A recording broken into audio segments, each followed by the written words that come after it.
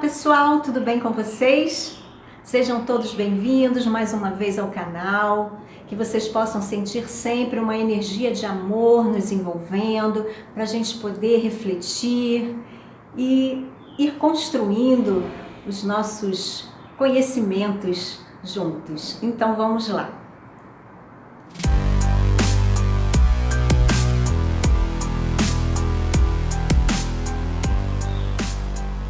Hoje resolvi falar sobre um tema muito legal. Vou falar um pouco sobre o filme Matrix e sobre a alegoria da caverna, também conhecida como o mito da caverna, do nosso querido filósofo Platão. Esse mito da caverna ele é extraído do livro A República, que foi escrito há mais ou menos uns 380 anos antes de Cristo. É algo bem antigo, mas que parece que foi escrito para nosso momento agora. É uma leitura muito prazerosa e muito significativa para a nossa reflexão.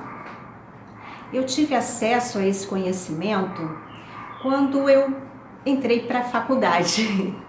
E eu gostaria de compartilhar com vocês um pouquinho dessa experiência, porque até chegar a este conhecimento, eu passei por muitos momentos assim que eu não conseguia entender por que a vida não fluía. Então eu vou contar só esse pedacinho, porque eu gosto sempre de contextualizar para que a compreensão possa ficar mais ampla, né? Então, eu na época trabalhava como instrutora de informática, que eu sempre gostei muito da tecnologia, né, dessas coisas assim. Então eu passei um tempinho dando aulas de informática. Naquele tempo ainda era o Windows 3.11, alguma coisa assim, eu já nem lembro mais, porque a coisa vai avançando tão rápido, né? Então eu dava aula para idosos, para crianças, jovens, eram diversas idades. E várias vezes essa sala de aula parecia mais um consultório, era como se fosse uma psicóloga, porque os alunos, principalmente os mais idosos, eles aproveitavam aquele momento para falar sobre suas vidas, suas angústias. Eu acabava sendo uma psicóloga ali no momento, era muito interessante. Eles faziam daquele momento um momento de análise de suas próprias vidas. E então foi uma experiência interessante. Mas como eu era uma apaixonada por informática, eu sempre tive o desejo de cursar uma faculdade, mas por falta de recursos financeiros, eu não conseguia pagar uma faculdade particular. Então eu fui alguns anos tentando as gratuitas e fui fazendo aquelas provas. Na época não tinha Enem, você tinha que fazer para cada universidade, era uma prova de vestibular para cada uma delas. E aí, durante 3 anos eu fui tentando na área de informática, focada na informática, porque eu gostava muito. E nada dava certo, eu não conseguia passar.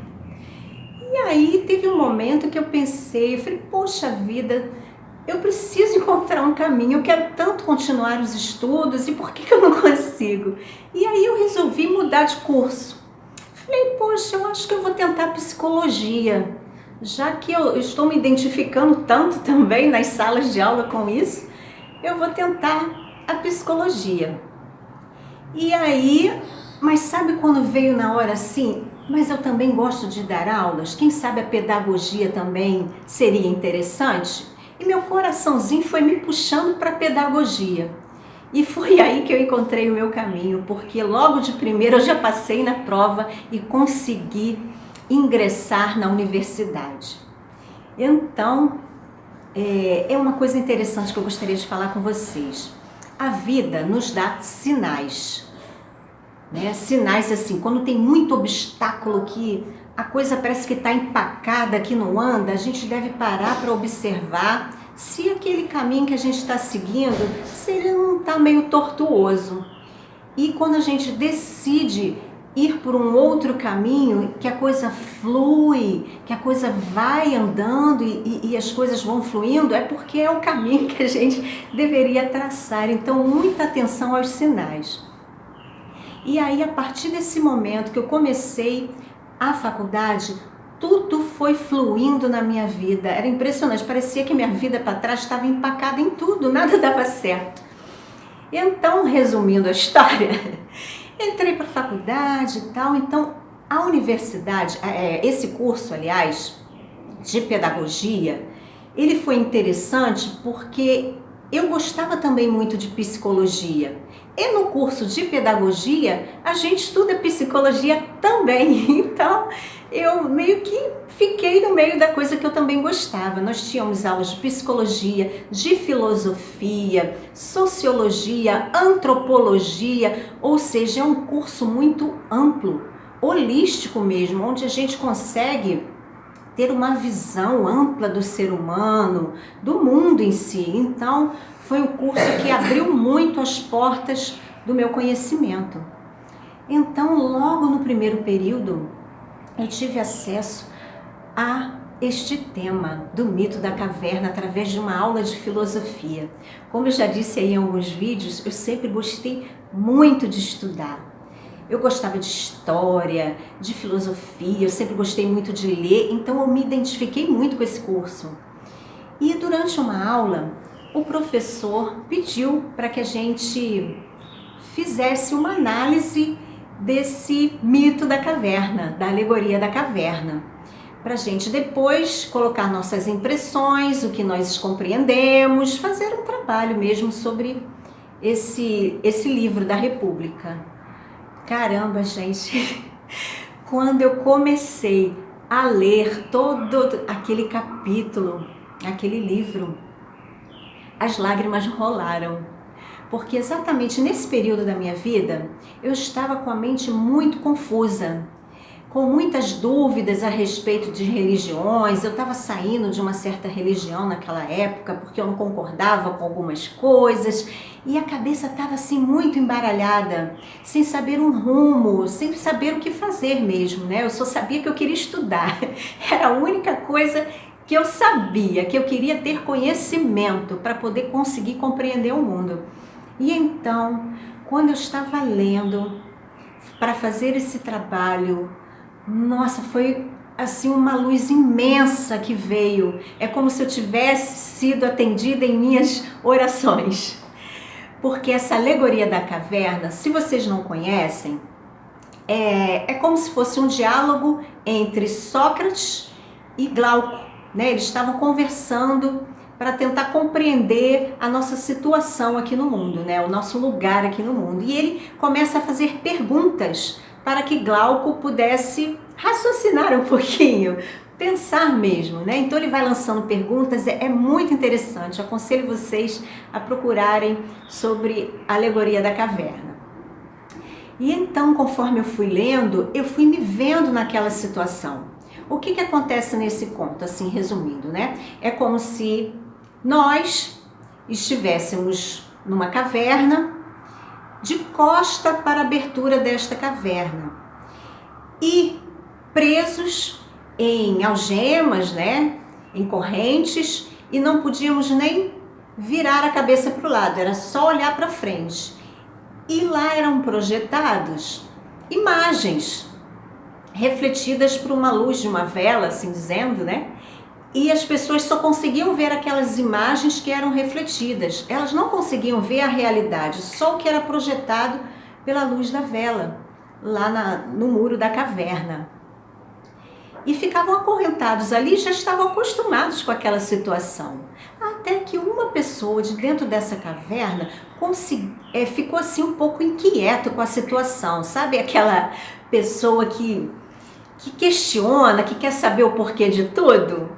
Eis-me aqui, que sou eu, que desde pequena eu queria saber o porquê do porquê. Então eu me identifiquei muito com essa pessoa que estava inquieta na caverna e que queria muito saber o porquê daquelas imagens, queria buscar algo a mais. E essa pessoa se soltou dessas correntes e começou a procurar um caminho para sair dessa caverna. E quando ela se depara com a saída, há uma grande luz, onde ela consegue ver todas as coisas que eram projetadas na parede da caverna e ela viu que eram apenas ilusões que eram projetadas lá dentro. Só que aquela luz causou um pouco de incômodo, logo assim de cara, né? Incomodou, porque essa pessoa estava acostumada a viver nas sombras da caverna, né? Apenas com aquela luzinha de vela que refletia as imagens. Então a luz causou um incômodo para essa pessoa, mas ficou ali naquele momento com aquele incômodo, mas prosseguiu e saiu e viu toda a realidade que tinha do lado de fora da caverna. E ela, uau! E teve uma outra visão de mundo. No filme Matrix, vocês podem observar quando Neo, ele abre os olhos e se encontra fora da Matrix, ele também sente um incômodo. Eu não sei se vocês lembram dessa parte do filme. Esse filme ele é muito baseado nessa alegoria da caverna. Tem muitas semelhanças ali que realmente foram extraídas dessa alegoria. É muito interessante. Vocês prestem atenção nos detalhes do filme, que tem tudo a ver com o mito da caverna. E então, essa pessoa, quando vislumbra, quando vê a realidade que tem do lado de fora da caverna, ela tenta voltar para contar para as pessoas que estão lá dentro que elas estão em pura ilusão, vendo apenas coisas refletidas, né, ilusórias, e ela tenta alertar. E o que acontece dentro da caverna? Ela é ridicularizada, essa pessoa. Eles zombam dessa pessoa e não acreditam no que ele fala, né? Algumas pessoas até acreditam, mas a maioria não. Ou por medo do desconhecido, ou por já estarem acostumados a viver ali naquela caverna, né? O conhecido é mais confortável, dá menos medo. E aí, muitos quiseram ficar na caverna, na zona de conforto da caverna já conhecida. E não quiseram arriscar ao novo, a conhecer uma nova realidade. E continuaram ali acorrentados. Então, todo esse pensamento veio ali na hora. Eu me senti, caramba, eu preciso sair dessa caverna. Obrigada por essa luz. Gente, eu chorava ao fazer o trabalho e fui fazendo a minha redação com um sentimento de amor tão grande por estar tendo acesso àquele conhecimento. Foi algo que me marcou muito. Então, esses dias, eu estava refletindo sobre isso.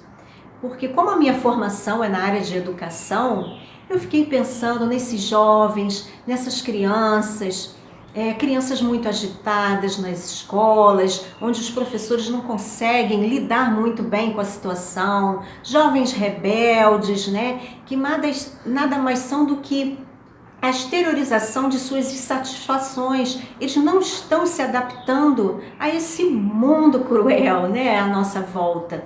Então, eles não sabem como lidar com isso e acabam exteriorizando a raiva, a angústia, através de atitudes não muito agradáveis, né? Então, as escolas passaram a ter, assim, alguns processos de revoltas dos alunos, né? Onde os professores e a direção não sabem muito bem como lidar com essas situações.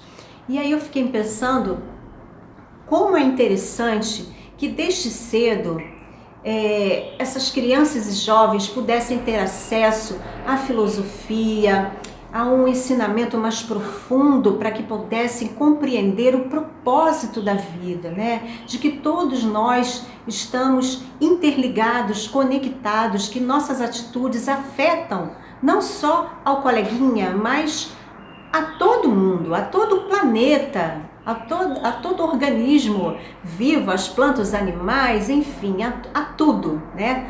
Tudo afeta tudo. Então, quando esse conhecimento já vem desde a infância, tudo isso colabora muito para que as crianças e jovens possam ter, além da visão mais ampla, possam ter uma percepção de mundo melhor, né? E assim possam saber lidar melhor com seus conflitos internos. Nós temos até um projeto muito bacana pelo Instituto Movimento Evolutivo, onde a gente foca, né, nesse trabalho com jovens e crianças nas escolas. Se vocês quiserem compreender e ver melhor sobre esse projeto, basta acessar o site E lá vocês vão ver todo o trabalho que a gente faz, né? No auxílio à direção da escola, aos professores, dando um amparo de como lidar com certas situações. A gente leva algumas filosofias do Oriente, alguns ensinamentos e conhecimentos que auxiliam ao jovem e à criança a conhecerem a si mesmo, conhecer o seu corpo, conhecer a mente, a conhecer a física quântica, que é tão fundamental esse conhecimento nas escolas.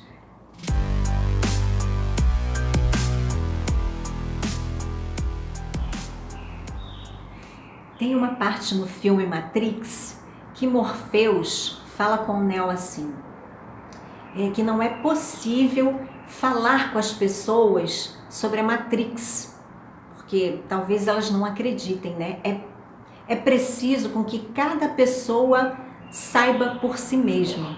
É algo assim parecido que ele fala, né? Porque não adianta você tentar mostrar porque a pessoa não acredita.